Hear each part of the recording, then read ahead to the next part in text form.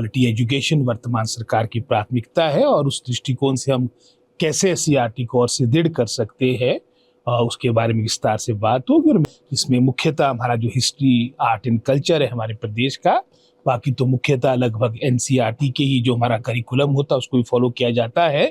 लेकिन हिमाचल के लैंडस्केप के अनुसार यहाँ के परिवेश में जो हमारा हिस्ट्री, आर्ट एंड कल्चर, उसमें क्या नई बातें हम इंट्रोड्यूस कर सकते हैं उसके बारे में विस्तार से बातें होगी। सर, आप जानते हैं कि हमारी जो सरकार की सोच थी, हमारे विभाग की सोच थी, सोच यही थी कि एक तरह से जो हमारा एससीईआरटी है, डाइट है, एक बहुत ही महत्वपूर्ण कार्य करते हैं। चाहे करिकुलम को रिवाइज करने की बात हो, उसको अपडेट करने की बात हो, टीचर्स को ट्रेन करने की बात हो, इसी सोच के साथ मैं समझता हूँ हमने कुछ संशोधन भी लाया था। लेकिन निश्चित रूप में जो हमने भी क्वालिफिकेशन फिक्स की थी उसके अनुसार इतने पात्र कैंडिडेट नहीं आए, तो हम पुनः कैबिनेट में इन सब बातों को लेकर जाएंगे। क्योंकि जैसे मैंने पहले भी कहा, मेरे अनुसार हमारी जो सोच है, एससीईआरटी एक तरह का हमारा शिक्षा विभाग का थिंक टैंक है और जो उसमें अधिकारी है, टीचर्स है, प्रिंसिपल्स है, एक डेडिकेशन के साथ यहाँ पर कार्य करे। एक तरह से जो एक पिछली अनुभव रहे हैं जिनकी कहीं एडजस्टमेंट नहीं होती है, वो फिर एससीईआरटी में करा लिया करते थे। तो एक संशोधन, जो क्वालिटी एजुकेशन हमारी वर्तमान सरकार की प्राथमिकता रही है, तो हमारी सोच यही थी कि जो हमारे एससीईआरटी और डाइट में जो विशेषकर हमारे टीचर्स आएंगे वो डेडिकेटेड लोग हो, और उसी सोच के साथ ये हमने कैबिनेट से प्रस्ताव पारित किया था। लेकिन उसमें अभी तक जिस तरह से हमने उसमें क्वालिफिकेशन काफ़ी हाई रखी है, हमें पात्र कैंडिडेट नहीं मिले हैं, तो निश्चित रूप में उसमें किस तरह से आगे हमने बढ़ना है उसके बारे में विभाग विचार करेगा। अभी जो बैठक हो रही है सर, उसमें आपने एससीईआरटी को लगाया कि जो ट्रेनिंग प्रोग्राम हो रहे हैं जी, वो उस तरह के नहीं हो रहे, उससे आप संतुष्ट नजर नहीं आए? तो अब पहली बैठक है, तो आप समझ सकते हैं कि पहली बैठक में तो कई बातों को अनदेखा भी करना पड़ता है। लेकिन मैं पुनः आगे यहाँ पर आऊँगा, और जैसे मैंने कहा कि इसका अपना एक महत्वपूर्ण स्थान है हमारे शिक्षा विभाग में, और उसको निश्चित रूप में उसको और रेलिवेंट करने के लिए जो विभाग के द्वारा प्रयास करने हैं वो किए जाएंगे। सर, जैसे कि ये रिसर्च सेंटर है, तो आपको क्या लगता है कि ये जो जमीनी स्तर तक यानी कि बच्चों तक जो इसका लाभ पहुंच रहा है कि नहीं?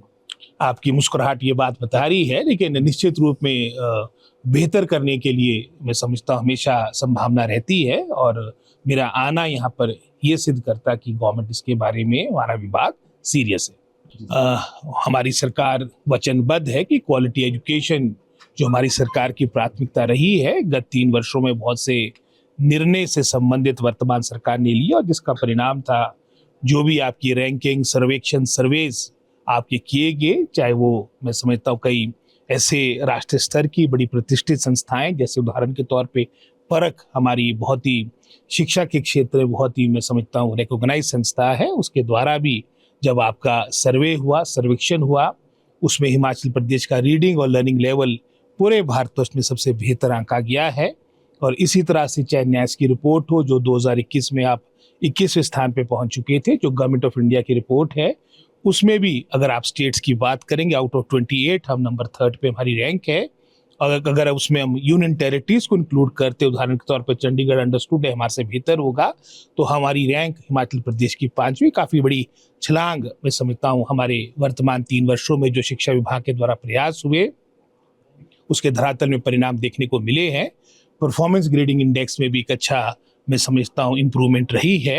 लिटरेसी भी आज के समय में सर्वाधिक पूरे भारतवर्ष में, चाहे यूनियन टेरिटरीज की बात हो, चाहे प्रदेशों की बात हो, गोवा और हिमाचल प्रदेश को सर्वोच्च आंका गया है। तो बहुत से मैं समझता हूँ शिक्षा के क्षेत्र में बहुत से मैं समझता हूँ काफ़ी अचीवमेंट्स रही है, लेकिन हमेशा बेहतर करने की गुंजाइश रहती है, संभावना रहती है। तो जैसे सीबीएसई की बात यहाँ पर आई, सीबीएसई का भी एक निर्णय हमारी सरकार ने लिया है कि हम अपने कुछ स्कूलों की एफिलिएशन सीबीएसई के साथ करेंगे, और उसके पीछे उद्देश्य यही है कि हमारी क्वालिटी हमारे सरकारी स्कूलों में वो बेहतर हो। और इस सोच के साथ जहाँ हमने लगभग कोई 100 के आसपास पहले सीनियर सेकेंडरी स्कूल आपके सीबीएसई बोर्ड के साथ एफिलिएट किए थे, अब दूसरी सूची भी लगभग 30 अतिरिक्त स्कूल्स आपके वो सीबीएसई बोर्ड के साथ एफिलिएट किए गए हैं। और उद्देश्य यही है कि क्वालिटी एजुकेशन सरकारी हमारे तंत्र में, सरकारी हमारे स्कूलों में आपके बेहतर हो, और इसी सोच के साथ ये निर्णय लिए गए हैं, और ये मैं अवश्य आपके साथ बात साझा करना चाहूँगा।